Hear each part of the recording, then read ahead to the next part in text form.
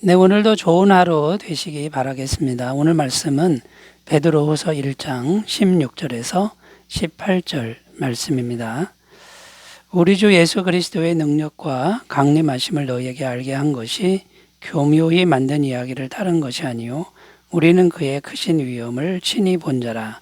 지극히 큰 영광 중에서 이러한 소리가 그에게 나기를 이는 내 사랑하는 아들이요 내 기뻐하는 자라 하실 때에 그가 하나님 아버지께 존귀와 영광을 받으셨느니라. 이 소리는 우리가 그와 함께 거룩한 산에 있을 때에 하늘로부터 난 것을 들은 것이라. 아멘. 네, 오늘 말씀의 내용은 주님의 재림에 대한 말씀입니다. 16절을 다시 읽어보면요. 우리 주 예수 그리스도의 능력과 강림하심을 너희에게 알게 한 것이 교묘히 만든 이야기를 따른 것이 아니요 우리는 그의 크신 위엄을 친히 본 자라. 여기 보면 교묘히 만든 이야기를 따른 것이 아니요 우리는 그의 크신 위엄을 친히 본 자라 이렇게 말씀하는데, 재림이라고 하는 것은 가짜가 아니라 진짜다. 우리가 직접 보았다, 경험했다. 이것을 강조하고 있습니다. 왜 베드로 사도는 예수님의 재림이 진짜라고 강조하고 있는 것일까요? 당시 교회 내에 침투한 이단들이 있었는데 그 이단들은 예수님의 재림은 없다라고 가르쳤다라는 것입니다. 자, 그렇다면 여러분, 예수님의 재림이 없다면 어떤 일이 생기는 것일까요? 재림이 없으면 승천도 없는 겁니다. 예수님이 승천하셔서 지금 하늘에 계신다, 이것도 없는 게 되고, 예수님의 십자가 죄 사함의 은혜도 없게 되는 거고, 그 다음에 예수님 재림이 없으면 하나님의 심판도 없다는 것이 됩니다. 이건 아주 치명적인 문제가 되는데 우리의 기독교 신앙을 완전히 무너뜨리는 그런 결과를 가져온다라는 것입니다. 그래서 베드로 사도는 예수님의 재림은 확실한 사실이다, 이것을 강조하고 있는 것인데요. 오늘 말씀을 살펴보면서 우리도 예수님의 재림 신앙을 확실하게 하는 계기가 되셨으면 좋겠습니다. 자, 첫 번째 우리가 생각해야 될 것은 성경의 증언들이 예수님의 재림을 증언하고 있다. 그런데 아주 풍성하게 많다라는 것입니다. 일단 예수님 자신이 다시 오실 것이다. 재림 때 다시 오실 것이다. 이렇게 증언하고 있다라는 것이죠. 요한복음 14장 3절입니다. 가서 너희를 위하여 거처를 예비하면 내가 다시 와서 너희를 내게로 영접하여 나 있는 곳에 너희도 있게 하리라. 갔다가 다시 올 것이다. 이렇게 주님이 스스로 말씀하셨다라는 것이죠. 마태복음 26장 64절 예수께서 이르시되 내가 말하였느니라. 그러나 내가 너희에게 이르노니 이후에 인자가 권능의 우편에 앉아 있는 것과 하늘 구름을 타고 오는 것을 너희가 보리라 하시니. 예수님이 직접 하신 말씀입니다. 인자가 구름 타고 다시 올 것이다. 너희가 볼 것이다. 이렇게 증언하고 있다라는 거죠. 또 성경에 보면 사도 바울의 증언이 많습니다. 데살로니가전서 1장 10절입니다. 또 죽은 자들 가운데서 다시 살리신 그의 아들이 하늘로부터 강림하실 것을 너희가 어떻게 기다리는지를 말하니 이는 장래의 노하심에서 우리를 건지시는 예수시니라. 자, 바울도 예수님의 재림을 분명히 증거하고 있고요. 예수님이 오시면 믿는 자를 심판에서 구원하신다고 증언하고 있고요. 고린도전서 1장 7절입니다. 너희가 모든 은사에 부족함이 없이 우리 주 예수 그리스도의 나타나심을 기다림이라. 자, 주님의 재림을 기다리면서 거룩한 삶을 살고 있는 것을 칭찬하는 그런 말씀인 것이죠. 자, 사도 바울도 동일하게 재림을 증언하고 있고요.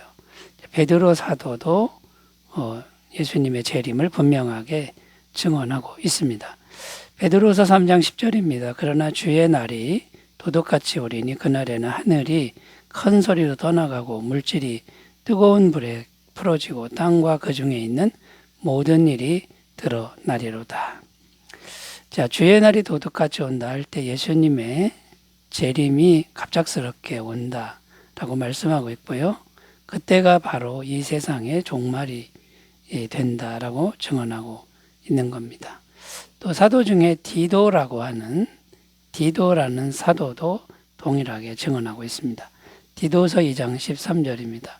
복스러운 소망과 우리의 크신 하나님 구주 예수 그리스도의 영광이 나타나심을 기다리게 하셨으니.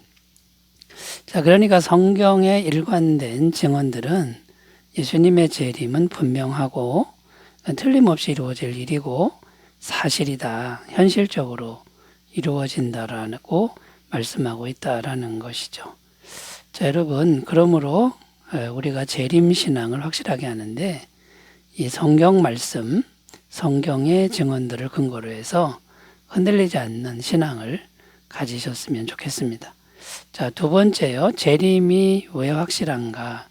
두 번째는요.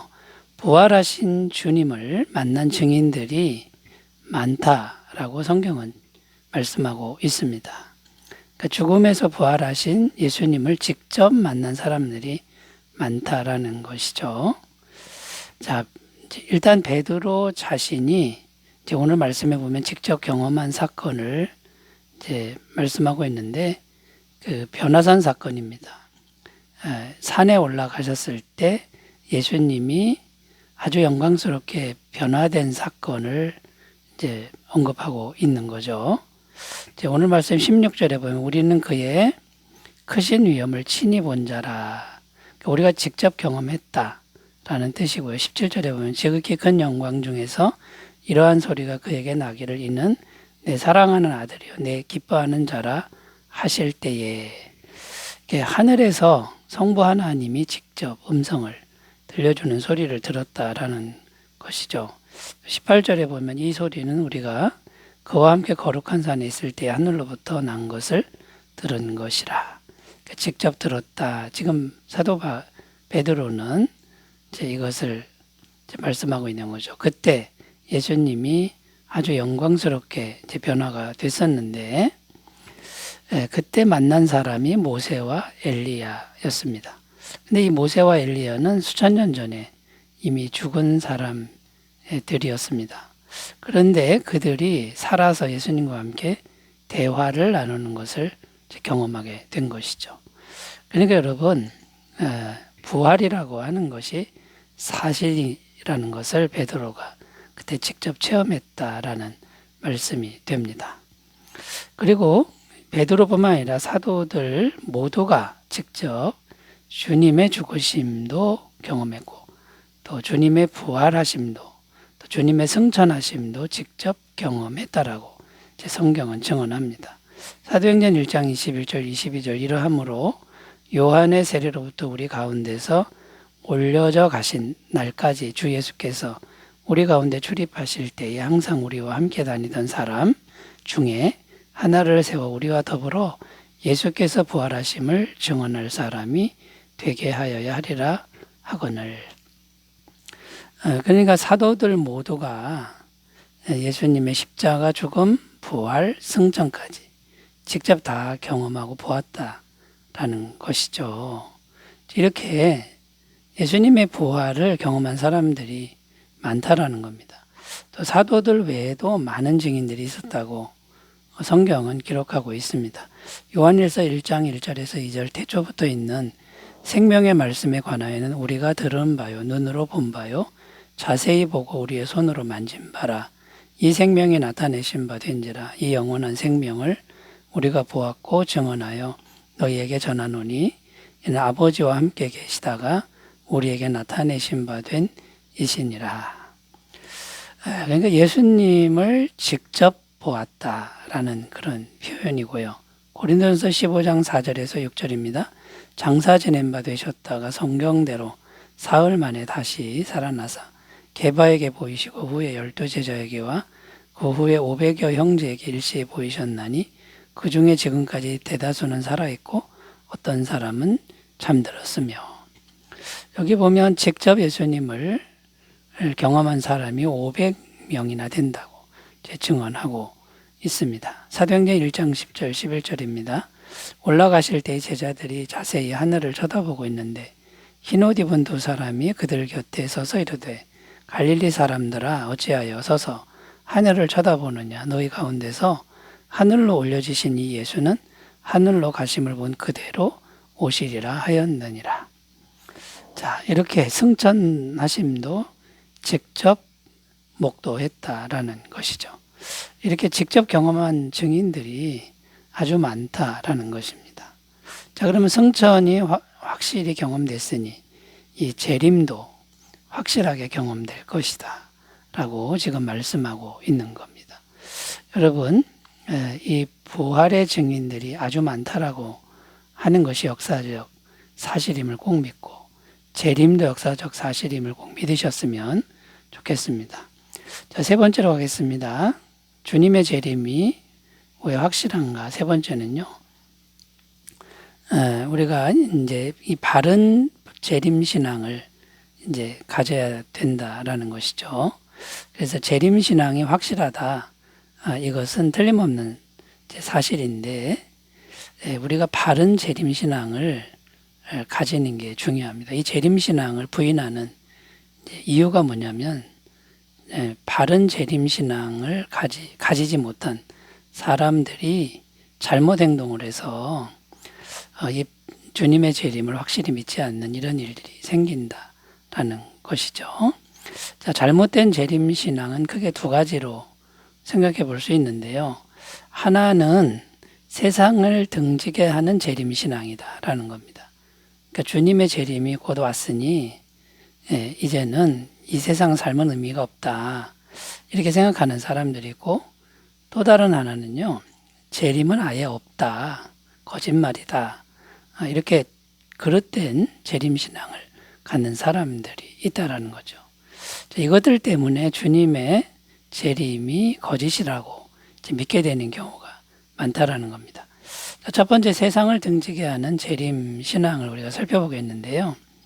예를 들면 다미선교회 같은 그런 단체를 들 수 있는데, 이들은 시한부 종말론자들이었다라는 겁니다. 1992년 10월 28일을 예수님이 다시 오시는 날로 계시를 받았다 하는 제 목사가 있었습니다. 성경은 그날과 그 시는 아무도 모른다고 분명히 증언하는데 자기는 안다라고 했다라는 거죠. 이미 이건 거짓이고 이건 잘못된 것이죠.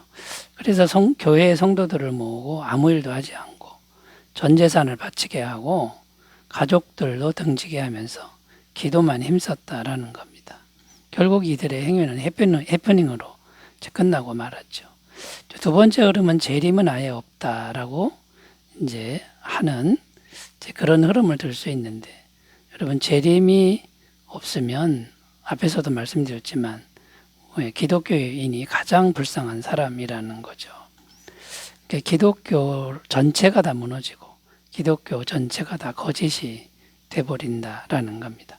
자, 그렇다면 바른 재림 신앙은 무엇입니까?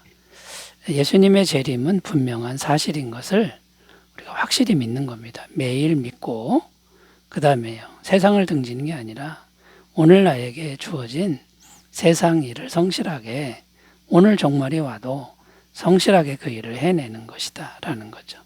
자, 이런 믿음으로 우리가 나아가셨으면 좋겠습니다. 기도합니다. 하나님 아버지, 확실한 재림 신앙을 우리에게 허락하여 주옵소서. 예수님의 이름으로 기도드립니다. 아멘. 좋은 하루 되시기 바라겠습니다. 감사합니다.